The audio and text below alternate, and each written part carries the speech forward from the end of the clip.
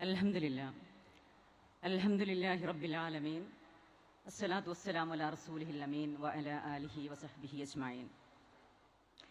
വേദിയിലിരിക്കുന്ന ഏറെ സ്നേഹം നിറഞ്ഞ പ്രിയപ്പെട്ടവരെ, പ്രിയമുള്ള സഹോദരി സഹോദരന്മാരെ, അസ്സലാമു അലൈക്കും വറഹ്മത്തുള്ളാഹി വബറകാതുഹു.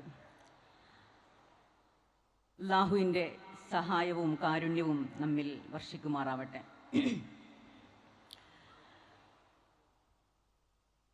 ഹിന്ദുത്വ വംശീയതയ്ക്കെതിരെ സാഹോദര്യ പ്രതിരോധം തീർത്തുകൊണ്ട് ഇവിടെ അണിചേർന്നിരിക്കുന്ന എല്ലാ പ്രിയപ്പെട്ട സഹോദരി സഹോദരന്മാർക്കും അഭിവാദ്യങ്ങളും പ്രാർത്ഥനകളും അർപ്പിക്കുന്നു. നമ്മൾ മനസ്സിലാക്കിയതുപോലെ കൊടുംവെറുപ്പിൻ്റെ വേര് ആഴ്ന്നു നിൽക്കുന്ന സംഘപരിവാർ പ്രത്യയശാസ്ത്രത്തിലാണ് ഇന്ന് ഇന്ത്യയുടെ ഭരണമെന്ന് പറയുന്നത്. ആ വെറുപ്പ് എന്നുള്ളത് കേവലം വ്യക്തിവികാരമല്ല, അതൊരു സാമൂഹിക മാനസികാവസ്ഥയായി മാറിയിരിക്കുന്നു എന്നുള്ളതാണ്. ആരാധനാലയങ്ങൾക്കെതിരെ കൂട്ടത്തോടെയുള്ള ആക്രമണങ്ങളും അത് ഇന്ത്യയുടെ ജനാധിപത്യ പ്രക്രിയകളെ തന്നെ നോക്കുകുത്തികളാക്കിക്കൊണ്ടിരിക്കുന്ന പ്രവർത്തനങ്ങളും നമുക്ക് നമ്മുടെ രാജ്യത്ത് കാണാൻ വേണ്ടി സാധിക്കുന്നത്. ഇന്ത്യയെ സംബന്ധിച്ചിടത്തോളം അതിൻ്റെ പാരമ്പര്യം എന്ന് പറയുന്നത് സ്നേഹത്തിൻ്റെയും കാരുണ്യത്തിൻ്റെയും പാരമ്പര്യമാണ്. ആ പാരമ്പര്യത്തിൽ സ്നേഹത്തെയും സഹവർത്തിത്വത്തെയും ചേർത്ത് പിടിക്കുവാനുള്ള വലിയ പരിശ്രമങ്ങളാണ് ഇന്നത്തെ ഇന്ത്യൻ സാഹചര്യം ജാതിമത ഭേദമന്യേ മുഴുവൻ മനുഷ്യ സമൂഹത്തോടും ആവശ്യപ്പെടുന്നത്. ഇസ്ലാമിനെ സംബന്ധിച്ചിടത്തോളം ഈ സാഹോദര്യത്തിന്റെ അടിത്തറ എന്ന് പറയുന്നത് ഖലഖ്നാകും മിൻ നഫ്സിൻ വാഹിദ, ഒരൊറ്റ ആത്മാവിൽ നിന്ന് മനുഷ്യനെ നാം പടച്ചിരിക്കുന്നു. വലഖദ് കർറംനാ ബനി ആദം, ആദം സന്തതികളെ നാം ആദരിച്ചിരിക്കുന്നു. അതുകൊണ്ട് മനുഷ്യരെല്ലാം ഒന്നാണ് എന്നുള്ളതാണ് മനുഷ്യനെ കുറിച്ച് ഖുർആൻ മുന്നോട്ട് വെക്കുന്ന സുപ്രധാനമായ ആശയം എന്ന് പറയുന്നത്. ഈ ആശയങ്ങളിൽ വിള്ളലുണ്ടാക്കിക്കൊണ്ടാണ് മനുഷ്യരെ വംശീയമായി വിഭജിച്ചുകൊണ്ട് ഏറ്റവും വലിയ കുറ്റകൃത്യങ്ങൾ ഇവിടെ നടന്നുകൊണ്ടിരിക്കുന്നത്. ഈ വംശീയമായ വിഭജിക്കലാണ് ഫിർഔനിന്റെ പേരിലുള്ള ഏറ്റവും വലിയ ചാർജ് ഷീറ്റായി വിശുദ്ധ ഖുർആനിൽ അല്ലാഹു സുബ്ഹാനഹു വ തആല നമ്മെ പഠിപ്പിക്കുന്നത്. അതുകൊണ്ട് മനുഷ്യരെ വംശീയമായി വേർതിരിച്ചുകൊണ്ട് ജാതിയുടെയും മതത്തിന്റെയും അടിസ്ഥാനത്തിൽ മനുഷ്യരെ വ്യത്യസ്ത കാരണങ്ങൾ പറഞ്ഞുകൊണ്ട് അപരരാക്കി ആക്രമിക്കുന്ന രീതിയാണ് എല്ലാ കാലത്തും ഫാസിസം ചെയ്തിട്ടുള്ളത്. ഫലസ്തീനു നേരെ നൂറ്റാണ്ടുകളായി വർഷങ്ങളായി നടന്നുകൊണ്ടിരിക്കുന്ന ഇസ്രായേൽ നടത്തിക്കൊണ്ടിരിക്കുന്ന വംശീയ ആക്രമണങ്ങളാണ്. അവർ ഇസ്രായേലിയർ ദൈവത്തിന്റെ ഇഷ്ടദാസന്മാരാണ്. അതുകൊണ്ട് മറ്റാരുടെയും കാര്യത്തിൽ ധർമ്മം പുലർത്താൻ നമുക്ക് ബാധ്യതയില്ല എന്ന ന്യായം പറഞ്ഞുകൊണ്ടാണ്. വംശീയ ദർശനത്തിന്റെ അധികാര രൂപമാണ് രാജ്യം ഇന്ന് ഭരിച്ചുകൊണ്ടിരിക്കുന്നത് എന്ന് ഞാൻ പറഞ്ഞു. കഴിഞ്ഞ 9 കൊല്ലത്തിനിടയിൽ അവർ നടത്തിയ മനുഷ്യവിരുദ്ധ രാജ്യവിരുദ്ധ പ്രവൃത്തികളിൽ ഏറ്റവും വലുത് ഇസ്ലാം വിരുദ്ധമായ പൊതുബോധം ഇവിടെ സൃഷ്ടിച്ചു എന്നുള്ളതാണ്. ഇസ്ലാമിനെ കുറിച്ചുള്ള പേടിയുണ്ടാക്കിക്കൊണ്ട് ഇസ്ലാമിൽ നിന്നും മുസ്ലിങ്ങളിൽ നിന്നും ആളുകളെ അകറ്റിക്കൊണ്ടിരിക്കുന്ന പ്രവർത്തനങ്ങളാണ് ഇവിടെ നടന്നുകൊണ്ടിരിക്കുന്നത്. 1992 ബാബരി മസ്ജിദ് പൊളിച്ചപ്പോഴുണ്ടായിരുന്ന മതേതര ഭാഗത്തെ ഇടപെടലുകളും പ്രാണപ്രതിഷ്ഠാ നേരത്ത് അതിന്റെ ഭാഗമാകുന്നതിനെ ചൊല്ലിയുണ്ടായ തർക്കവും താരതമ്യം ചെയ്യാനത് നമുക്ക് മനസ്സിലാക്കാൻ കഴിയും. ബാബരി പള്ളി പൊളിച്ചത് തെറ്റ് എന്നത് മതേതര ചേരിക്ക് തർക്കമില്ലായിരുന്നു. എന്നാൽ പള്ളി പൊളിച്ചയിടത്ത് ക്ഷേത്രം പണിതത് തെറ്റാണ് എന്ന് തുറന്നു പറയാൻ കഴിയാത്ത മാനസികാവസ്ഥ നിലവിലുണ്ട്.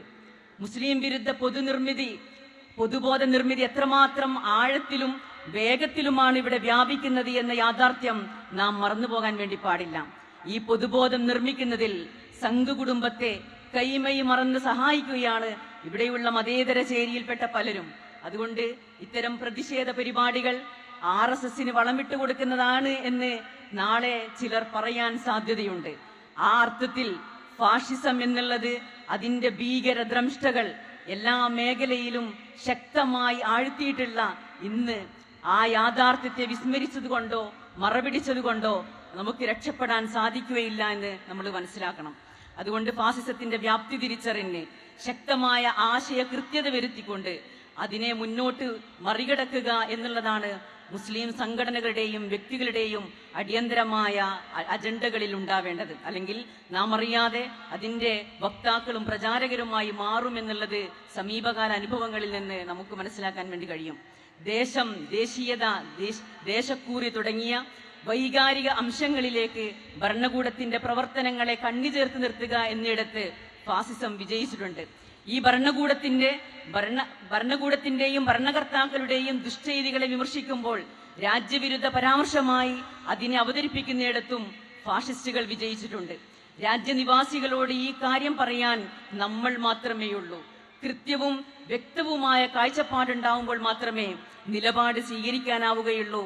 ഇങ്ങനെയുള്ള രാജ്യവിരുദ്ധ മുദ്രകുത്തൽ, ചാപ്പകുത്തൽ, തീർച്ചയായിട്ടും അത്തരം ചാപ്പകുത്തലിനെ പേടിച്ചുകൊണ്ടാണ് മതേതര ഭാഗത്ത് നിൽക്കുന്നവർ എന്ന് പറയുന്ന സെലിബ്രിറ്റികൾ പോലും ഇതിനെതിരെ ശബ്ദിക്കാതിരിക്കുന്നത് എന്ന് നമ്മൾ മനസ്സിലാക്കണം.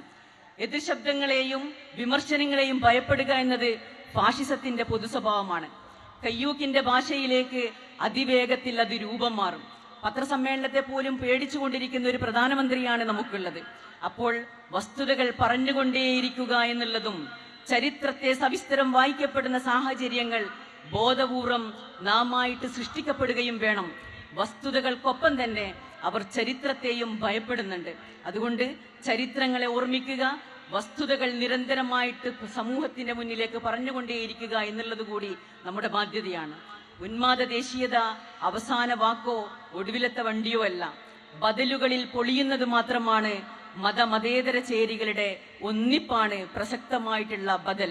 ആ വഴിക്കുള്ള ദാർശനിക ആലോചനകളിലെ ദിശാസൂചനയായി ഈ സാഹോദര്യ സമ്മേളനം തീർച്ചയായിട്ടും മാറേണ്ടതുണ്ട്. ഇവിടെ ഒരുമിച്ച് കൂടിയിരിക്കുന്ന, തടിച്ചുകൂടിയിരിക്കുന്ന ആയിരക്കണക്കിന് വരുന്ന സ്ത്രീകൾക്ക് ഒരുപക്ഷെ പ്രചോദനമാവുക പൗരത്വ ഭേദഗതി ബില്ലുമായി ബന്ധപ്പെട്ട് അന്ന് സെൻട്രൽ യൂണിവേഴ്സിറ്റിയിലെ പ്രിയപ്പെട്ട മക്കൾ എഴുന്നേറ്റ് നിന്ന് വിരൽ ചൂണ്ടിയതും ആ സമരത്തിന്റെ തീജ്വാല ഷാഹിൻ ബാഗിലെ 70-80 വയസ്സ് കഴിഞ്ഞ വല്യുമ്മമാർ ഏറ്റെടുത്തതും ഇന്ന് ഫലസ്തീനിലെ ഗസയിലെ ഉമ്മമാർ തങ്ങളുടെ മക്കൾക്ക് ഒരു രാജ്യത്തിന്റെ സ്വാതന്ത്ര്യം നേടിയെടുക്കുന്നതിന് വേണ്ടി നൽകുന്ന ഊർജവും ഈമാനുമാണ് നമുക്കും വഴികാട്ടിയാവേണ്ടത്. ആ അർത്ഥത്തിൽ ഈ സാഹോദര്യ സമ്മേളനം നമുക്കുള്ള മുന്നോട്ടുള്ള ഇന്ത്യയുടെ മതേതരത്വം വീണ്ടെടുക്കാൻ, ജനാധിപത്യം വീണ്ടെടുക്കാനുള്ള ഊർജവും ആവേശവുമായി മാറട്ടെ എന്ന് മാത്രം പ്രാർത്ഥിച്ചുകൊണ്ട് എന്റെ വാക്കുകൾ അവസാനിപ്പിക്കുന്നു. വാഹിർ ദഅ്വാനാ അൽഹംദുലില്ലാഹി റബ്ബിൽ ആലമീൻ. അസ്സലാമു അലൈക്കും.